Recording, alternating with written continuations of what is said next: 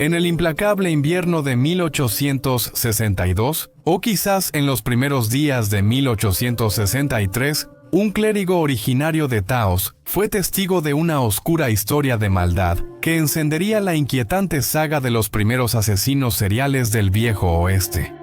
La ominosa historia se desarrolló cuando un tal Juan González, un transportista común y corriente, fue emboscado en un camino desolado. Saqueadores sin rostro cayeron sobre él con una brutalidad implacable. Lo golpearon hasta someterlo y lo ataron a su desafortunada carreta. Los caballos fueron arrebatados y la carga de la carreta desapareció entre las sombras. González, golpeado y atado, señaló con un dedo tembloroso a dos figuras enigmáticas como los artífices de su tormento. El clérigo, cargando con el peso de este relato desgarrador, envió urgentemente un mensaje a Santa Fe, lo que desencadenó una serie de eventos que atrajeron la atención de los centinelas militares. El fuerte Garland se agitó y el teniente Nicholas Hott, al mando de la primera caballería de Nuevo México, emprendió una misión para desenmascarar a los malhechores. Poco después, el manto de anonimato que cubría a los atacantes fue levantado, revelando al ominoso dúo. Felipe y Vivian Espinosa, el origen del temido apodo, los sangrientos Espinosa. En el frío enero de 1863, la caballería avanzó hacia el enclave de los Espinosa. El teniente Hott, albergando aspiraciones de una aprehensión pacífica, buscó dialogar con Vivian. Los vientos turbulentos de la guerra civil, que entonces estaba en su segundo año, ofrecieron una conveniente fachada, una historia de reclutamiento militar. Vivian, quizás intuyendo una tormenta en el horizonte, pospuso la conversación para el día siguiente. Pasaron 5 días antes de que la caballería regresara al dominio de los Espinosa, dejando atrás la ilusión del reclutamiento. Hott y su aliado, el alguacil adjunto Jorge O. Austin, encontraron a los hermanos refugiados adentro. Una habitación se convirtió en una cárcel temporal, pero los Espinosa, sin inmutarse, organizaron una audaz fuga. Rompiendo paredes, se armaron con un arsenal que incluía arcos y flechas. No se dejarían llevar sin pelear. En la pelea que siguió, Hott ordenó que la casa fuera incendiada. Se lanzaron flechas y el caos envolvió la escena congelada. El encuentro, una comedia trágica de errores, presenció la muerte de un soldado. Hott, en un intento desesperado por controlar la situación, disparó su arma sin éxito, se disparó a sí mismo en la frente y finalmente sucumbió a la herida causada por su propio disparo accidental. La persecución siguió sobre el helado río Conejos, donde el caballo de Austin tropezó y se rompió la pierna sobre el tobillo. Mientras tanto, Felipe y Vivian se lanzaron al formidable abrazo de las montañas de San Juan, y la persecución de sus perseguidores finalmente se desvaneció en la inutilidad. Después, la venganza punitiva fue rápida e implacable. Las casas fueron consumidas por las llamas, y las pertenencias de los Espinosa, su medio de supervivencia, fueron incautadas sin piedad. Vacas, bueyes, camas y recursos de agua no fueron más que daños colaterales en el frío cálculo de la justicia fronteriza. Esto dejó a los familiares de los hermanos en una miseria absoluta, un eco insidioso de represalia que resonó mucho más allá de la casa calcinada. Sin embargo, entre las ruinas humeantes, el ejército sembró sin querer las semillas de una venganza desatada. Despojados de sus pertenencias y seres queridos, Felipe y Vivian hervían en el caldero del resentimiento, anunciando una tempestad de sangre que grabaría el nombre de los Espinosa en los anales de la frontera estadounidense. Una historia de furia y venganza que la historia no olvidaría pronto. La obertura ominosa ya sonó. El escenario estaba listo para la macabra sinfonía de los sangrientos Espinosas.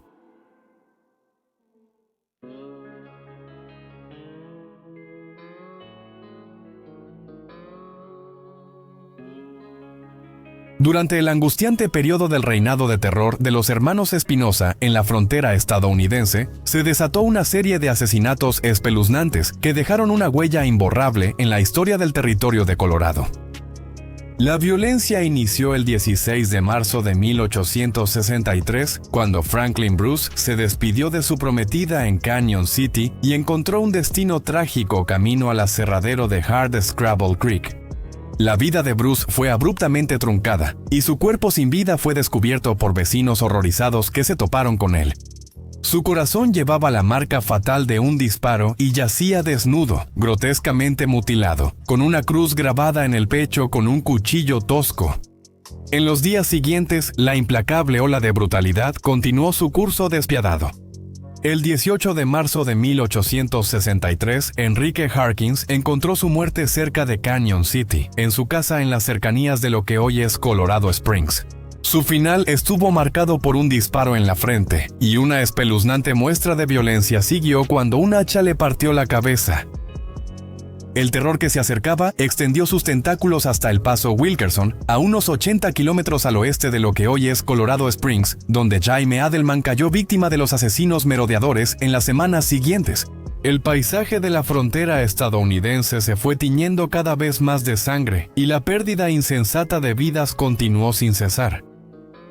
Al llegar abril, el rastro ensangrentado condujo al campamento a las afueras de Fairplay, donde Jacobo Binkley recibió un disparo fatal por la espalda. Abram Shoup, su compañero, sufrió un destino cruel, recibiendo 3 heridas de arma blanca antes de intentar escapar por una peligrosa barranca de 400 yardas. Shoup cayó exhausto y sin sangre, indefenso en el suelo, rodeado por la vasta naturaleza de la frontera. La ciudad de Fairplay, que alguna vez fue un refugio para los mineros en busca de fortuna, fue testigo de otra masacre en abril de 1863 que cobró la vida de 5 mineros. Un desafortunado encontró un final especialmente atroz al ser perseguido por una montaña, recibir un disparo en la espalda y ser despedazado con un hacha Tomahawk.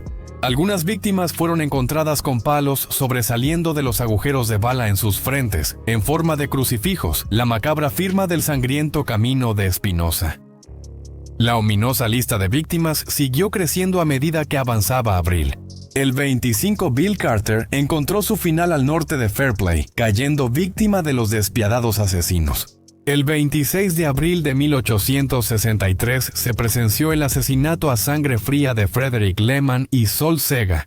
La leyenda cuenta que a una de las víctimas le tallaron otra cruz en el pecho, mientras que la otra sufrió un destino horrible. Su cabeza fue aplastada hasta quedar irreconocible por una roca despiadada. A fines de abril de 1863, la justicia cercó a los infames hermanos Espinosa. La culminación de sus actividades malévolas llegó a un punto crítico con el intento de asesinato de Eduardo Metcalf, un leñador que transitaba por el camino al este de Fairplay. La vida de Metcalf pendía de un hilo cuando una bala de rifle chocó contra su pecho. Sin embargo, el destino intervino inesperadamente. Una copia de la reciente proclamación de emancipación del presidente Abraham Lincoln, cuidadosamente guardada en el bolsillo del pecho de Metcalf. Milagrosamente, los papeles doblados detuvieron la trayectoria mortal de las balas. En el caos que siguió, los bueyes de Metcalf, asustados por los disparos, salieron corriendo por el camino, llevándolo a salvo. Fue durante este tumultuoso incidente que los testigos, incluyendo a Metcalf y a otro hombre, vieron a 2 mexicanos saliendo del bosque cercano, quienes más tarde fueron identificados como los Espinosa. Las descripciones proporcionadas por los testigos resultaron ser una coincidencia asombrosa, confirmando la identidad de los Espinosa como los responsables. En las semanas siguientes, un grupo decidido de voluntarios, compuesto por 17 hombres y liderado por el resuelto Juan McCannon, se organizó rápidamente en el distrito minero de California Gulch. Al cruzar el paso Weston hacia la ominosa South Park, sus filas crecieron mientras más hombres se sumaban a la persecución. En una fría mañana de mayo, la partida cruzó el terreno implacable, siguiendo el rastro de los Espinosa por suelo húmedo, hallando campamentos abandonados con cenizas humeantes y aros de fuego. La tensión aumentó a medida que se acercaban a su escurridiza presa. Al amanecer del 8 de mayo, la partida en una barranca cerca de 4 Mile Creek vio 2 caballos amarrados sin jinetes a la vista. Una decisión estratégica dividió a la partida en 2 grupos, avanzando desde direcciones opuestas. Vivian Espinosa, sin darse cuenta de la desgracia inminente, salió de la maleza para atender a su caballo. En un momento fatídico, un justiciero llamado Joe Lamb disparó un tiro que dio en el blanco, hiriendo a Vivian en su costado izquierdo. Sin dejarse intimidar, el forajido herido respondió, disparando su pistola indiscriminadamente. La situación cambió decisivamente cuando otro justiciero, Fred Carter, apuntó su rifle y asestó el golpe fatal, la bala atravesando el rostro de Vivian entre los ojos. Mientras la vida se escapaba de Vivian Espinosa, su hermano Felipe, encaramado arriba en la maleza, presenció cómo se desarrollaba la tragedia. La partida dudó, insegura de la lealtad de Felipe, ya que no podían descifrar su identidad. ¿Podría ser el hermano desaparecido o uno de los miembros no anunciados de la partida? Levantándose de su posición, no era otro que Felipe Espinosa. Disparó una ráfaga inútil de tiros desde su posición elevada, pero falló a sus objetivos. En un intento desesperado por escapar, Felipe huyó hacia el cañón escarpado, dejando la frontera estadounidense para siempre cambiada por la desaparición de una de sus figuras más notorias. Tras la muerte de Vivian Espinosa, se desarrolló otro capítulo sombrío cuando los vigilantes, impulsados por la sed de venganza y un sentido de justicia, descendieron sobre los restos de la existencia de los hermanos Espinosa. Días después del encuentro fatal, los vigilantes saquearon cuidadosamente las pertenencias de los Espinosa, hallando numerosas baratijas y objetos personales de los hombres que cayeron ante el dúo despiadado. Fue durante este rebuscar entre los despojos que los vigilantes, por primera vez, conocieron los nombres de los Espinosa, agregando una dimensión humana y sobria a los que antes eran perpetradores de violencia sin rostro.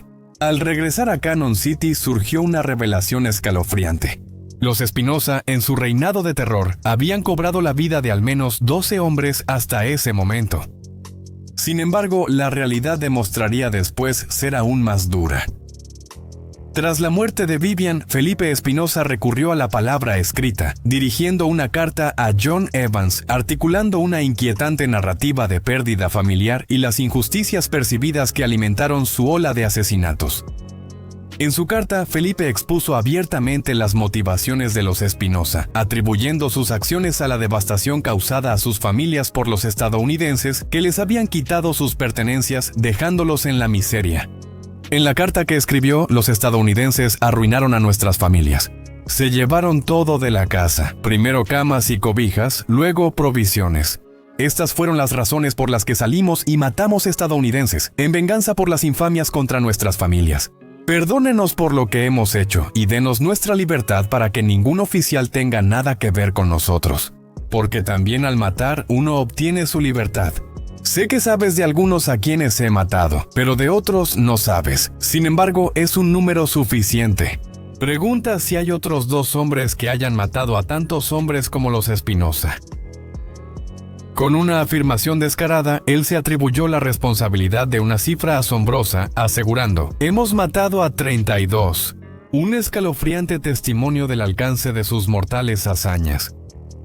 En el verano de 1863, Felipe Espinosa inició un viaje macabro, reclutando a un adolescente apodado El Chico, posiblemente hijo de su hermana. Juntos, él y su sobrino recorrieron la vasta extensión del territorio, regresando periódicamente a la plaza familiar para entregar baratijas y cartas a la esposa de Felipe, mostrando un marcado contraste entre los aspectos domésticos y malévolos de sus vidas. El otoño de 1863 fue testigo de la continuación de la saga sangrienta de los Espinosa, ya que se atribuyeron 11 asesinatos adicionales a Felipe y El Chico.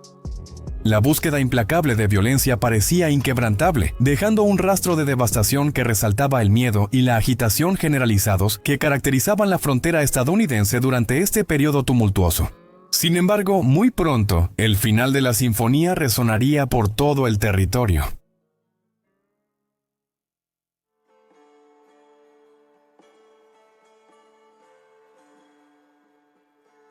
El 11 de octubre de 1863, un incidente sombrío ocurrió cerca de La Veda, en lo que hoy es Colorado, marcando un punto crítico que desencadenaría la cacería final de Felipe Espinosa.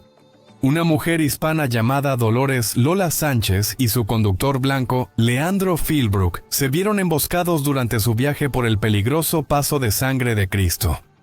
El conductor, Philbrook, logró escapar de manera audaz, pero Sánchez no tuvo la misma suerte. Dominada por los dos atacantes, quienes se identificaron como los fugitivos Espinosa, fue atada fuertemente con un arnés y sometida a un asalto aterrador. En un giro sombrío, los Espinosa se abstuvieron de quitarle la vida a Sánchez, mostrando una perversa dicotomía entre sus acciones y cualquier apariencia de moralidad cristiana. Después de cometer el acto reprobable, la ataron firmemente, prometiendo regresar una vez que se encargaran de su mensajero blanco, Philbrook. Sin embargo, Philbrook, un veterano experimentado del primer Voluntarios de Colorado, eludió hábilmente a sus perseguidores y llegó a Fort Garland al anochecer. Mientras tanto, Sánchez logró liberarse y buscar refugio de las garras de los Espinosa. A la mañana siguiente, ella hizo señas a los soldados que patrullaban, quienes la llevaron de inmediato a la seguridad del fuerte. Fue en este momento crítico cuando el coronel Samuel F. Tappan, reconociendo la urgencia de la situación, llamó a Tom Tobin, un legendario hombre de la frontera, trampero y rastreador de clase mundial. Tobin, quien no era ajeno a los peligros de la frontera, relató la orden del coronel de investigar la terrible experiencia de la mujer. Exhausta pero decidida, Sánchez detalló el vergonzoso abuso infligido por los Espinosa, proporcionando a Tobin una descripción vívida de los fugitivos. Tobin, ansioso por emprender la persecución en solitario, fue desautorizado por el coronel Tappan, quien insistió en que encabezara un destacamento de soldados. El consejo prudente del coronel quedó en el aire. «Ten cuidado de no cometer un error», advirtió a Tobin y agregó, «trae a otros grupos». Una clara alusión a las patrullas ciudadanas que estaban recorriendo activamente la región. A mediados de octubre de 1863, una patrulla oficial compuesta por 15 soldados, bajo el liderazgo experimentado de Tom Tobin, emprendió la ardua y peligrosa cacería de los Espinosa. El implacable viejo oeste se volvió campo de batalla por la justicia, mientras Tobin y su grupo se preparaban para entrar en las montañas Sangre de Cristo, decididos a terminar el reinado de terror en la región. La cacería, al borde del peligro y la incertidumbre, marcó un momento crucial en la incansable persecución de los hermanos Espinosa. En la mañana del 12 de octubre, Tom Tobin, acompañado por el teniente Horacio W. Baldwin y un destacamento de 15 soldados, emprendió la ardua tarea de dar caza al notorio Felipe Espinosa. Entre sus compañeros estaban el hábil explorador Timoteo G. Graham, el explorador civil Lauren Jenks y un joven adolescente llamado Juan Montoya, a quien Tobin había reclutado para que le ayudara con su caballo durante los descensos. Comenzando desde el punto donde los Espinosa habían interceptado el carruaje de Philbrook, Tobin examinó meticulosamente el terreno, empleando técnicas como arrastrarse en 4 patas y pegar su rostro al suelo, hasta que identificó las huellas distintivas de 2 ponis, señalando la presencia de los fugitivos. Fue Montoya, el joven asistente, quien primero avistó a los Espinosa y comunicó el avistamiento al teniente Baldwin en español. «Ahí van 2 hombres a caballo». Esto se traduce como «ahí van 2 hombres a caballo». Pero la desafortunada falta de dominio del español de Baldwin resultó en una respuesta tardía. Y para cuando persiguió a los Espinosas ya habían desaparecido tras una loma. En los días siguientes, el grupo se dispersó en las montañas, siguiendo varias huellas que se cruzaban, y Jenks y la mayoría de los soldados se separaron del destacamento principal. Tobin, Baldwin, Montoya, Graham y los demás soldados cruzaron el terreno difícil, a menudo arrastrándose entre la maleza. El campamento se estableció en la montaña Leveda, pero al día siguiente no tuvieron éxito. Fue al 4.º día cuando el grupo se topó con huellas de bueyes cerca del paso del arroyo Laveda, lo que los llevó a encontrar un buey abandonado junto al sendero. Tobin dedujo que probablemente los Espinosa habían tomado otro buey para alimentarse, pero el terreno difícil hacía que rastrearlos fuera arduo. Guiado por ramas rotas, Tobin persistió y el 15 de octubre se sumaron más rastreadores para reforzar los esfuerzos de búsqueda. Mientras el grupo avanzaba, Tobin observó aves dando vueltas en el cielo, lo que señalaba la posibilidad de que los Espinosa hubieran matado a uno de sus bueyes. El viaje los llevó a un claro donde Tobin reconoció unas urracas conocidas como ladronas de campamento, lo que indicaba la cercanía del campamento de los Espinosa. Avanzando con cautela, Tobin y Montoya se arrastraron hacia adelante y un campamento clandestino emergió en el corazón del bosque, estratégicamente ubicado para vigilar en todas direcciones. Cubriéndose detrás de un tronco caído, Tobin logró ver a Felipe Espinosa, distinguido por una barba tupida y una cicatriz profunda en la mejilla izquierda. Felipe estaba absorto cortando filetes de la pierna trasera del buey para asarlos sobre la fogata. Sin saber su destino inminente, Felipe le dio a Tobin la oportunidad de actuar de manera decisiva. Cuando Felipe volvió su atención a la carne, Tobin apuntó y disparó dándole en el pecho. Felipe respondió con un grito desgarrador, invocando «Jesús, favoréceme». Le urgió a su sobrino Kid que escapara declarando «Me han matado». Herido pero no incapacitado, Felipe se arrastró por el bosque, perseguido por la patrulla. Tobin lo enfrentó, iniciando una breve conversación antes de que los soldados se acercaran. Desarmado y derrotado, Felipe pronunció la palabra «brutos» antes de intentar una represalia inútil. Tobin y sus hombres desataron una lluvia de disparos hasta que Felipe quedó sin vida. Aprovechando la oportunidad para una identificación definitiva, Tobin decapitó a Felipe y repitió el acto con su sobrino, asegurándose de que los trofeos macabros quedaran en el lugar donde los Espinosa habían caído. Entre los restos del campamento de los forajidos, Tobin y su grupo encontraron los objetos personales de Sánchez, el diario de Felipe y varias cartas. Las cartas detallaban asesinatos brutales y la justificación de Felipe por matar a estadounidenses, 32 según él. Una carta peculiar dirigida a la esposa de Felipe contenía pasajes cuasi religiosos que invocaban bendiciones de la Santa Madre María. Esa carta dice lo siguiente: «Estoy bendecido con la leche del pecho de la Santa Madre María. Estoy cubierto con el manto del Santo San Salvador. Estoy defendido por la espada del Santo San Pablo. Estoy cuidando animales y a mis enemigos. Ellos tienen manos y no pueden tocarme. Tienen pies y no pueden atraparme. Tienen ojos y no pueden verme. Tienen oídos y no pueden oírme». Sin ceremonia alguna, Tobin aseguró las cabezas cortadas en un costal y lo ató a su silla de montar. Rumbo a Fort Garland, el grupo acampó en las laderas de la Sierra Sangre de Cristo y llegó al fuerte el 16 de octubre. El coronel Tappan, oficial al mando, no estaba cuando regresaron, así que Tobin esperó en la oficina del comandante. Al llegar Tappan, preguntó a Tobin por el resultado de la cacería humana. De manera relajada, Tobin sacó las cabezas del costal y dijo, más o menos. La terrible revelación conmocionó a las esposas de los oficiales. Algunas se desmayaron al verla. El coronel Tappan, visiblemente afectado, le ordenó a su asistente que enterrara las cabezas cortadas.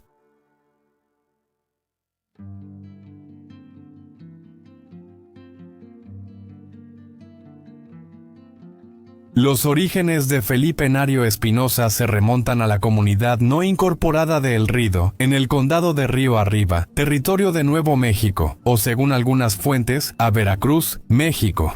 Sus padres, Pedro Ignacio Espinosa y Gertrudis Chávez, y su hermano Vivian constituyen su entorno familiar. El censo mexicano de 1845 registra a la familia Espinosa en El Rido, Nuevo México. En 1860, el censo de los Estados Unidos ubica a Felipe Nario Espinosa en el Valle de San Fernando de Canejo, Taos, Nuevo México, con una esposa y 2 hijos. El inicio de las actividades violentas de los hermanos Espinosa carece de una explicación concluyente, aunque hay evidencia que sugiere que el ejército de los Estados Unidos buscaba arrestarlos por supuestos robos locales. Al resistirse los hermanos a la captura, se aplicaron castigos, incluyendo la quema de una de sus casas y la confiscación de sus propiedades. Esto ocurrió en territorio estadounidense después del Tratado de Guadalupe, Hidalgo, en 1848, que transfirió la región junto con sus colonos hispanos a los Estados Unidos tras la Guerra México-estadounidense. Las interpretaciones históricas sobre las motivaciones de los Espinosa presentan narrativas dispares. Una versión plantea un origen basado en el bombardeo de Veracruz, México, en 1847, alegando que Felipe recibió una orden divina de vengar la muerte de sus familiares, matando a 600 estadounidenses.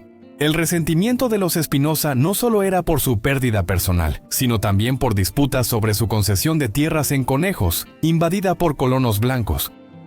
Otra narrativa asocia a los Espinosa con la Hermandad de los Penitentes, una secta laica católica romana que operaba de manera independiente a la iglesia local. Aunque su afiliación sigue siendo incierta, la posibilidad de que católicos de habla hispana apoyaran a 2 asesinos hispanos coincide con la creencia predominante entre los colonos anglosajones de que tales reuniones representaban una amenaza para la soberanía estadounidense. En el contexto del Valle de San Luis, las acciones de los Espinosa se desarrollaron en un ambiente de indiferencia y prejuicio social. La cobertura mediática, caracterizada por el sesgo, marginó a la población hispana, presentándola como insignificante para el desarrollo general del territorio de Colorado. Las actividades asesinas de los Espinosa, envueltas en sensacionalismo, generaron una narrativa llena de detalles contradictorios. Una comprensión más profunda de las motivaciones de los Espinosa sigue siendo difícil de alcanzar debido a la escasez de documentación histórica.